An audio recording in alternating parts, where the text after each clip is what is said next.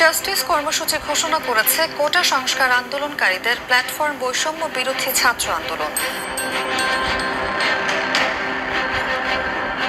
বুধবার দেশের সব অফিস আদালত, বিশ্ববিদ্যালয়ের ক্যাম্পাস এবং রাজপথে এই কর্মসূচি পালন করা হবে। মঙ্গলবার রাত 8:30টায় আন্দোলনের সমন্বয়ক আব্দুল হান্নান মাসুদ এক বিবৃতিতে ঘোষণা দেন।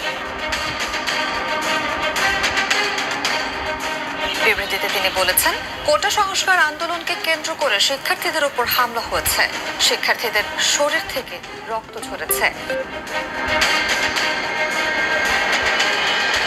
কর্মসূচি ঘোষণা করে আব্দুল হান্নান মাসুদ বলেন, এমন পরিস্থিতিতে ছাত্র জনতার উপর হামলার প্রতিবাদ ও বিচারের দাবিতে এবং 9 দফা দাবি আদায় দেশের সব অফিস আদালত, ক্যাম্পাস এবং রাজপথে বুধবার মার্চ ফর জাস্টিস কর্মসূচি পালন করা হবে।